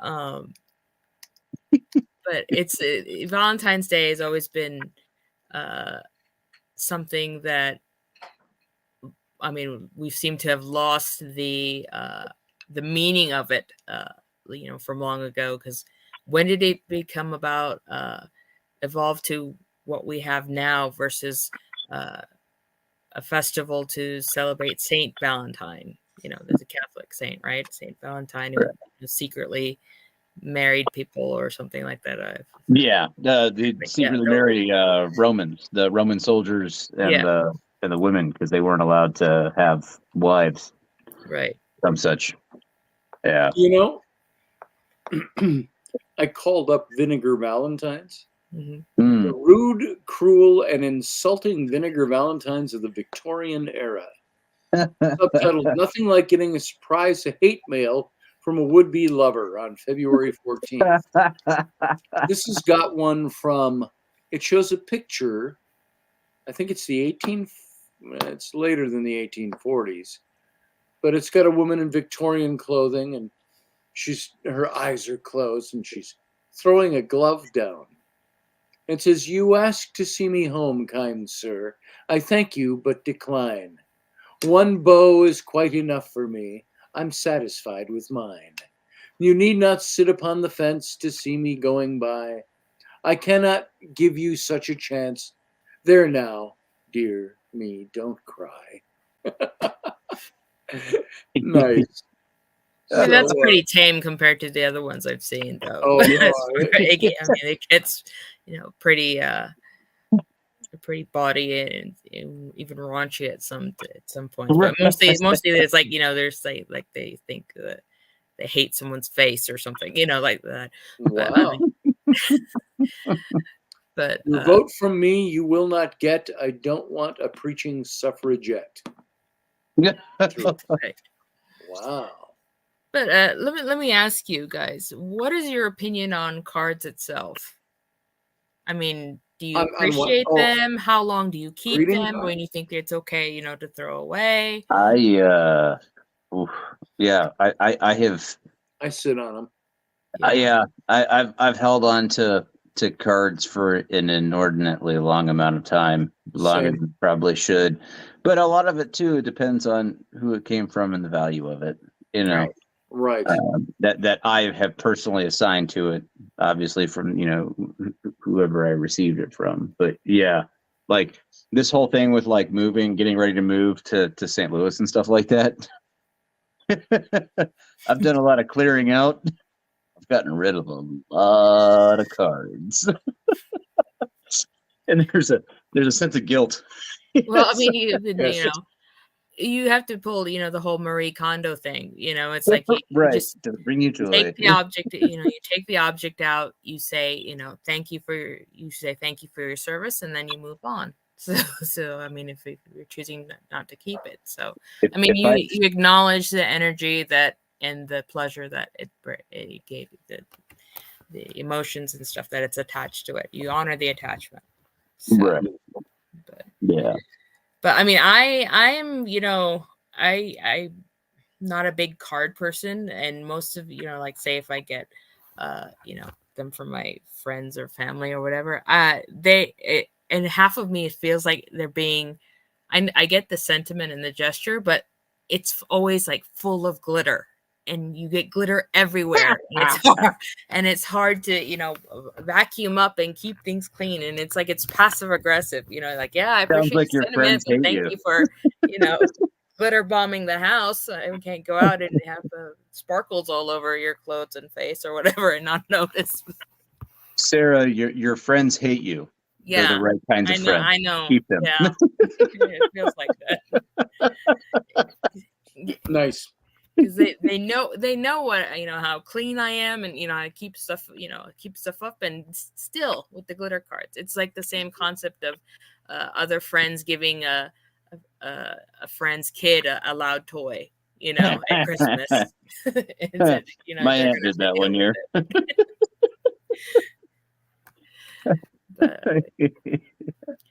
But even it feels like, again, we're going right again into the whole holiday season, season, busy season. We have Catholics of Lent coming up. We have Easter. We're just trying to recover from Christmas. I mean, right. I have Ramadan and Eid coming up. Eid is like, the Muslim Christmas. So, saying so, because with Muslims, we get like we have Ramadan, the fasting month of Ramadan, and then 2 Eids, which are 2 holidays. And then, we're done for the year. As far as, but it's all grouped together, within like a 3-month period, and it moves because, it's a lunar calendar. So, right. Yeah. So, but I mean, in some ways it's nice because, you get all of it done, and then, you kind of chill out and relax. You don't have to think about the holidays until I don't, at least until like Christmas, where we have to do, stuff for the. Do we need more holidays, or should we have less? So, I mean, if you look at the calendar, we have 365 days.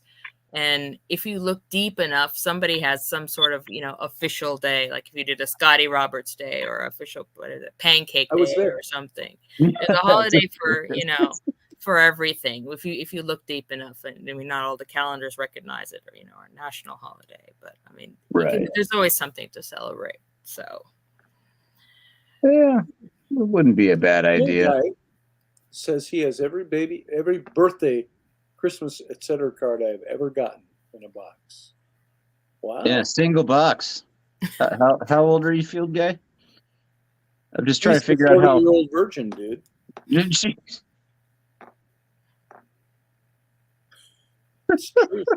It's true. Something wrong with it. It's just like it felt like a call out. Awkward. Yeah. Awkward. I want you to all know I'm a virgin and I'm 40. Join the club. I mean, what? Somebody said something.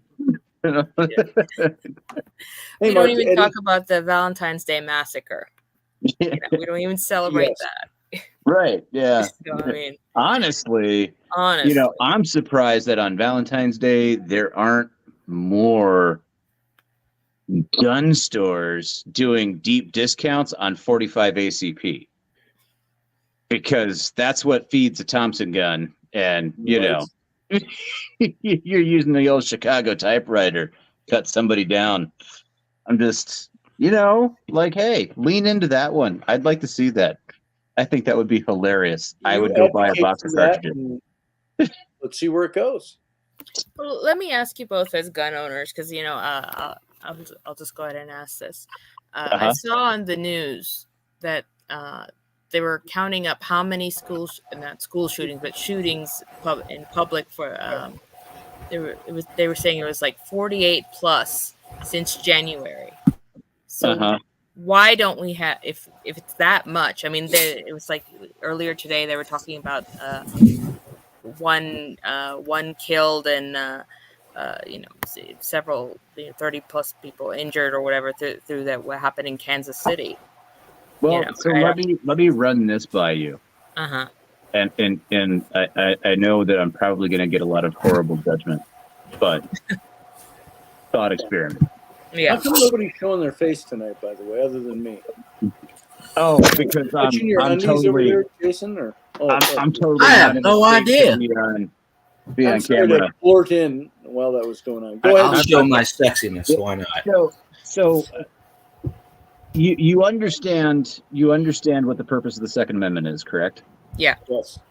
Okay. The Second Amendment is not about hunting. It's not about it's the right to defend oneself. Yeah. No, it's beyond that. Beyond that. It is much beyond that. When the Constitution was written and the Bill of Rights was created, we had just come out of a war with what we deemed to be a tyrannical government. Right. So every firearm that you have access to, its true intended purpose under the Second Amendment is to basically give the people the ability to liberate and defend themselves from a tyrannical government, along with defending oneself and hunting and executing. Those are the fringe benefits of owning. Right, they're the fringe benefits of it. So I would argue, like, there's always the visceral level of things, right? It's horrible when you hear about people being killed tragically, right? It is. It's truly horrible, and it saddens me to death. But also, being a military guy, I'm kind of feeling like, wow, you created a soft target by having all these rules. If you have a soft target, only the dumbest of the dumb people would actually walk into something, where they know they're going to get, gunned down in a hail of lead. But again, I probably have more of a military view on things: soft target versus hard target, etc. It's tragic, but like at the same time, the ability for the people to be able to defend themselves from a tyrannical government and from oppression, to keep the government in check effectively. Because, hey, you guys really want to do that because there's more guns than people in the United States. All right. And so you really want to go down this path with this direction that you're going, right? It's like a check valve that's just sitting there, the ability for the people to maintain freedom from tyranny far outweighs the tragic, it doesn't weigh out the emotional tragedy, but the having that ability outweighs, or maybe I shouldn't say outweigh. I'm trying to think of how to word this. I know what you're saying. Yeah, I know Yeah, I know you're getting, but trying to speak to Sarah's question, because it's so much more than just defending oneself. And once you start reeling things in and you start taking things back, you risk a greater instance of giving up more and more control and freedom. I mean, it's the ability to pursue your own destiny without being told how or what you can do within reason. Like we don't need any kind of crazy Holocaust crap going on because somebody wants to pursue megalomania, right? So there are reasonable limits to things. But there's something there that goes beyond, all yes, of that. Because you're always going to have violence. You're always going to have people wanting to hurt other people. That will exist in a culture, in a society. What you cannot do is because people use some of the same tools that are used to defend the country.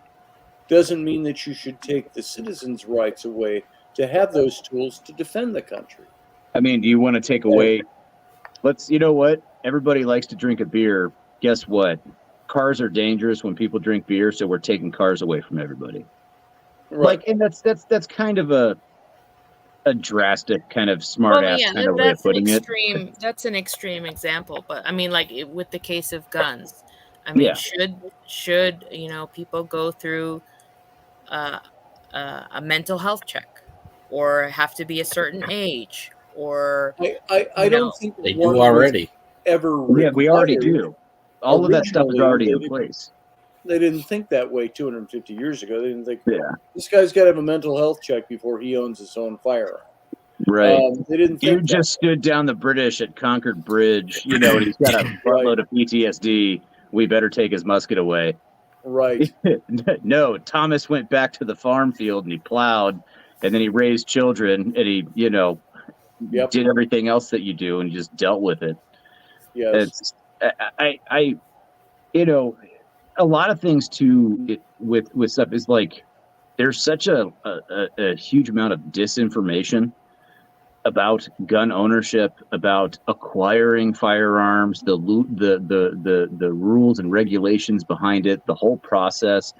You hear all these people keep saying background checks, background checks, background checks. We need to do more background checks. But the thing is background checks are already in place. And the only time that you don't see those happening, and the only place where I would see conceding some ground, I would consider it, is like with things like straw sales outside of your own family, where you are like, oh yeah, hey, I've got my pile of guns that I need to unload because I got to pay my bills. Let me just sell them out of the boot of my car to this random person going down the street, right? Okay, there's some concerns that could be had there. Maybe we should do that a little smarter. And it's too easy to walk into a gun store and be like, hey, you have an FFL. I need to do a sale to this person. Can we just run it through your FFL and take care of it, right? Like, but at the same time, I'm also kind of like, oh, I lost all of my guns in a tragic boating accident. Like, I'm like on the fence with it. But the thing is most people don't know what's involved. The big thing is that, like, there's a whole reason why they have things where there is a quote unquote gun registry of sorts, right? Every purchase that's ever made, any of the paperwork stuff, it all goes to the ATF, but it's all in paper format. It's all in file boxes. It's all stuffed in a warehouse, and it takes a lot of time to dig through everything. And it was kind of done that way by design. So that you didn't have the let's go single out people that we know have these kinds of weapons. Let's go single out this kinds of things. But like, have you ever tried to go purchase a gun, sir? No. Okay. So I used to sell them. I used to sell them at Academy, hunting guns, rifles, bullets, etc., etc. Back then, it was kind of so-so until I think it was Obama that passed that law, and then manufacturers, companies started freaking out, thinking they were going to get targeted, where they couldn't sell bullets, or they couldn't sell assault rifle guns, or these guns, or that guns. Yeah. But yeah, I used to have to do background checks on people. Right. So live, you sit there. Most people don't. Most of the people don't understand and the people who scream the loudest about it have probably never tried to go purchase one.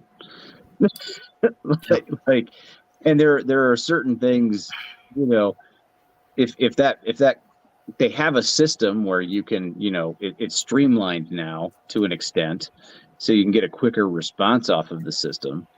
Are there things that are going to get missed? Are there things that aren't going to have hit the system yet? There's always going to, because you're never going to have a 100% perfect system in anything. There's always going to be a flaw somewhere in anything and everything, not just gun sales. Like, it's yeah. Well, I mean, I'm not a gun owner or anything, but I mean, I don't understand the whole thing with assault rifles. I mean, which are, you know, like military grade weapons. No, they're not. They're really not. Whatever. They're not at all. Let me break this down for you, Barney style. If you ever hear somebody say military grade, just know every last swinging Tom, Dick, and Harry and Jane veteran is laughing their ass off. Well, Because what that I is mean by that's the military biggest grade is, I mean, misnomer. they're shooting, you know, 50 No, bullets a they're second. they're not. They're not. So here's the thing with that, right? Semi-automatic, one squeeze of the trigger, one round, right? So you have one actual mechanical disconnect and a hammer releasing and hitting a firing pin, you know, per trigger pull and reset. So you're not firing full auto. Full auto weapons, right, are actually, as long as they're manufactured prior to 1986 or 1986 and earlier, are completely legal to own. But they are exorbitantly expensive. So if I wanted to go buy, I don't know, an M60 Echo 3, right, you know, has a sustained rate of fire 600 rounds a minute, right? 550 to 650 rounds, 550 to 650 rounds a minute, okay? That weapon is going to cost me, like, for a shitty example that's really worn out and was not maintained well, is going to run me like $30,000, right? Like one that I would not try to put into action in combat unless there was like an entire enemy battalion in my backyard and it was the last thing I had. Like it is completely impractical for the everyday Joe Blow off the street to purchase a machine gun. And then there's the cute $200 tax stamp. And when the $200 tax stamp came into being back with the Firearms Act in the 1930s, $200 was like $2,000 back then. So it made it exorbitantly cost prohibitive to get these things.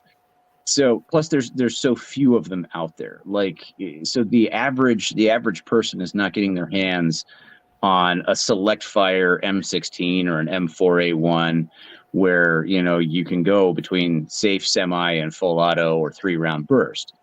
The stuff, it's too expensive to own and it's too rare for the average Joe person to go and just grab one.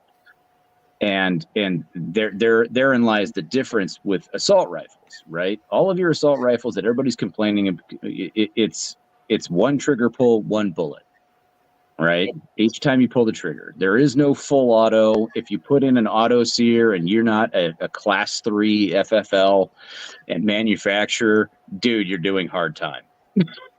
And they catch you, you're doing hard time. That's a federal crime. Like, people don't understand this stuff. And the other thing that's hilarious is, like, to me, is I've got an M1 Garand mounted on the wall of my closet, right? It's a 30-06 gas-operated semi-automatic battle rifle, right, with an 8-round end block clip that goes into an internal magazine within the rifle. Our grandparents assaulted Normandy with this weapon, right? But because it has a nice wood stock on it, all right, and it's not black plastic and looks scary, nobody has an issue with it. The level of ignorance within a lot of the anti-gun argument stuff going on, it could totally be cleared up in a minute by actually reading something right. and handling something. But then the other half of the time, all it is it's just it's a political thing that can be used to get people's danders up and get emotional about things. And oh yeah, I'm going to be tough on this and that. Like most of the gun stuff coming out of politicians, like they know they can't enforce it, they know that they can't really do anything with it, and they just give you the lip service to their constituency. It's pretty sad, actually. It's the same kind of things they do with guns. The same thing they're doing with the whole border bill issue going on right now. Yeah. They have it structured in such a way that they can use that as political fodder. Right. When the other side votes against it because there's no common sense to what's being put forward. There might be one facet of it that has common sense when the rest of it doesn't fit. It's like if we're voting on a border bill, how are the Republicans holding up the border bill? They're voting against the funding package that's attached to the border bill. It has nothing to do with our border, but other countries' borders. Right. And so this is what they do with guns as well. They put up information that is misinformation. Some of it is partially factual, but not a lot of it is factual. Yeah. And how can you be against half-truths? And then the argument becomes an emotional one. Right. Well, how can you vote down that guns bill? That was supposed to protect children. Yeah. It's because it's a wrong bill. It's a wrong-headed bill. It's not about protecting children. Yeah. Well, that's one of the things that's one of the other things that bothers me with a lot of the arguments that get made. They come from a purely emotional standpoint, right? Yes. And then the facts and numbers and figures get twisted around. Now, okay, this is going to sound incredibly cold. And I don't mean to be cold. I don't mean to be unfeeling or uncaring, because I absolutely do care. But we've got 37 million people in this country, right? If you look at, and I'm running off of like the somewhere between 2018 and 2020 numbers here, right? So my information's a little dated, and I'm going to be rounding, so I apologize in advance for that. But so like there was something like 43,000 gun-related deaths, right, in that time frame, and it's all gun-related deaths, and that's all you hear. First of all, in the numbers game, and this is where it gets cold.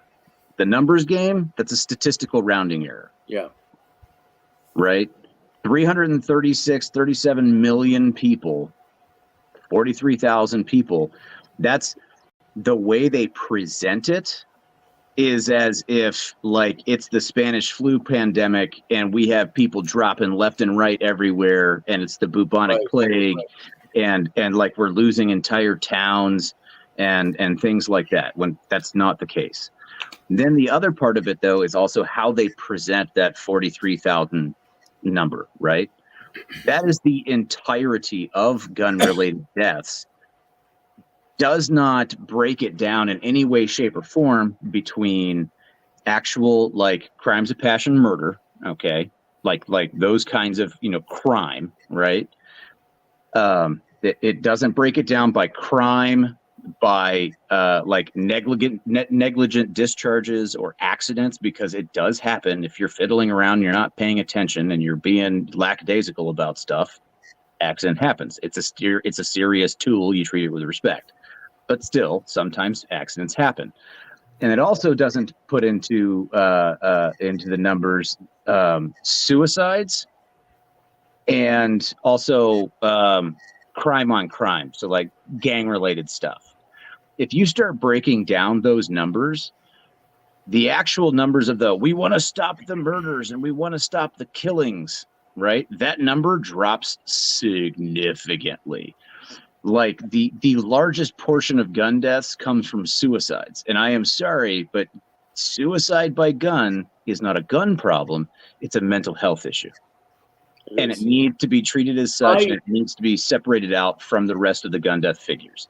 But I worked out all the percentages on those numbers a year or two ago, and it was something. I'm just pulling this out of my ass because I don't remember the numbers, but it was something like I remember when the news was going around 3-4 years ago, and they were saying, it's during the first term of Trump's term.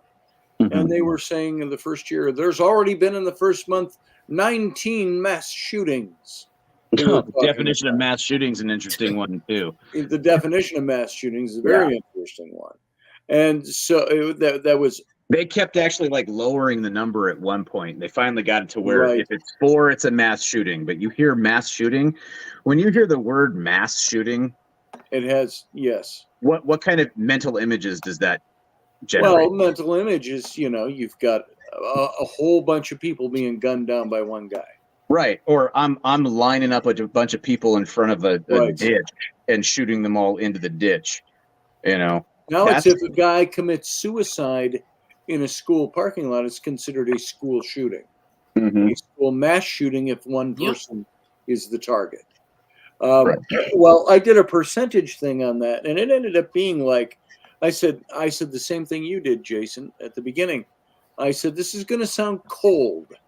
I said, but if you look at the numbers from a pure numerical point of view, I said, you're talking about mass shooters being 0.0000421% of the American adult population. And you're talking about deaths by mass shooters being 0.00000.37%, whatever. It was some astronomically ridiculous numbers like that of the American population. And I said, now those numbers do not indicate to me that there is a pandemic of gun violence. Right. It sounds to me like we're certainly building up the stories for the public to hear. We're hearing more about them, but those this isn't do not indicate there's a mass problem. This isn't like old Chicago, Neo Chicago, RoboCop, OCP like crime levels of. Yeah. No, it the way they portray it, and that's right. One of the horrible things about it is it's such a disinformation campaign. And when you point that out, what's the argument that comes back? Well, any death is a bad guy. Right, well, and yeah, nobody's saying that. I mean, but that's not the point that's being let's made. be honest. So, yeah, because they misrepresent the information to elicit an emotional response. Yep. You ever been up late watching TV and you get the Sarah McLachlan friggin' starving pets commercial? I flip the commercial when I want to break my television when I see that crap. Exactly. The fact of the matter is the way they present this information and they try to talk to these people, they're just being the ASCPP, them. And Sarah McLachlan singing sad songs about sad-looking puppies who are hungry. Right. Like, I'm sorry. Like, that whole thing is designed to elicit an emotional response. Yes. And, like, I don't fault the people that really started pushing for this stuff. Like, when you saw the Brady Bill come out and things like that, right? Sure. Like, the guy who started pushing all of that had a tragedy happen, and that's horrible. That's horrible. I feel for that man. But the fact of the matter is that this instance is a statistical rounding error in the events of violence, whether it is intentional or accidental or self-inflicted. And you are punishing an entire population of people who do the right thing day in, day out, treat these things with respect, use them respectfully, use them in a legal manner. You're punishing good citizens. And that it's not their fault that whatever it was that led to this happened. It's not their fault. Agreed. And you know what?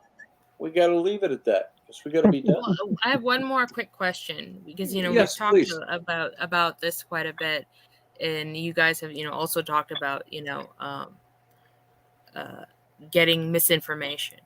Mm-hmm. So for someone like me who would, or somebody else who may want to learn about what is actually going on, what resources do you recommend? I mean, how would I go about doing that? That's an excellent question, and off the top of my head, I don't have any good immediate sources to go for. I would say, do you have anything? I would field guide to you. How about Sean Stroik over there in the chat room? I don't know. I would say probably as unpalatable as it might seem to some people, you got to go to the other end of the argument. Go to the NRA. Look at what the NRA writes about Second Amendment, what it writes about gun killing, what it writes about gun ownership and responsible gun ownership. I think what the anti-gun movement has succeeded in doing is taking a good organization like the NRA and trying to turn it into the angel of death. And they've succeeded at that because they the emotional plights that they make. The NRA is not responsible for anybody's death. The NRA is one of the largest supporters out there of responsible gun ownership. They actually helped do some of the bills for gun control stuff, like with the background checks. Like they actually pushed for that stuff. So, you know, it's exactly. See, I can try to find some resources for you too. After all, there are good resources. Yeah, because I trust your opinion. That's the thing. I mean, for someone who, you know, is going into this blind, they won't have the ability to discern. Oh, this is misinformation. This is not. You know, that's the danger of politicking with this stuff. It's the danger we're seeing with the current administration trying to paint the current administration as being good for the country. They're omitting so much information and making such an emotional appeal to people that they get people on an emotional level rather than a thinking level. And many times logic has to sometimes trump emotion. You can't legislate on the basis of emotion alone. Although emotion can be the catalyst for certain legislation, it cannot be the end all and be all of creating and passing legislation. Therefore, you've got to apply logic, and you've got to apply the cold, hard facts. And we had forgotten how to do that. and I brought it up before. You know, it's on the end of my emails. I've had it up there for 12 years. That John Adams quote, where he says, "Facts are stubborn things," and he says, "No matter the dictates of our passions, or the way," and I'm paraphrasing, "the way we want things to be, we cannot subvert the necessity of facts being what makes law." You know, I've paraphrased it so much, not because I forgot the quote, because I've only said it a million times. Facts are stubborn things. Whatever may be our wishes, our inclinations, or the dictates of our passions, they cannot alter the state of facts and evidence. And so part of the problem is those who are anti-gun, for whatever reason they are, I can't think of any reason anybody would want there to be anti-gun or be anti-gun unless they don't know the facts about guns, unless they are emotively driven, or unless they are somehow have a narrative or an agenda that is meant to undermine the reason we have guns in this country and the right to own them. So, you know, you can only come to so many conclusions about that. So, doing away with guns will not end violence. Right. But it will certainly end liberty and freedom. Then we'll just turn into the UK, where it's like, all right, we're going to start banning knives. You know, like you can't buy knives over a certain length. We used to tease John Ward with when we were doing Intrepid Radio. We were talking about guns, and we talked about, well, like the British police. And Rocky Stucci and I would give John a hard time. And we were like, the British police are like, you there, stop that crime. Now stop it. Stop it, I say, or I'll use more harsh language. You know, that, and that's kind of the way it's come down. So. Yeah, it's an interesting topic, to say the least. But if you want more info, Sarah, I'll be happy to try to dig some stuff up for you. Yeah, that's fine. Yeah. So there we go. That good old machete. Whatever you want to call it. All right, guys. We got a call in a night. Even machete and everything. So I appreciate everybody who's here. And thanks for coming in, Sarah. No problem. Appreciate it. We'll see you next time. All right, take care. Stay. Field guy, same to you, brother. Thanks for coming in. We didn't get much out of you, but didn't let you talk much. I kind of let them talk. I don't want to jump on anybody's toes. It's all right. But JP's got to stop talking bad about my state. I'm just saying Which now. state's that? Which state? Louisiana. I'm not. When did I talk bad about Louisiana? You made that joke earlier with the professor. Did you see what the professor wrote?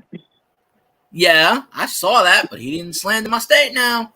Did you? I didn't slander your state either. All I said is that, what he said was like, going to the Southern Louisiana University of Technology. Think of the school acronym. It is what it is. Anyway, I'll jump off. Thank you for having me, Scotty. Appreciate you. All right, good to talk to you. See you later, Phil guy.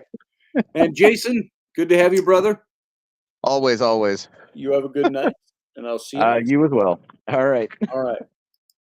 All right, everybody else, thanks for being here. Thanks for being part of this show.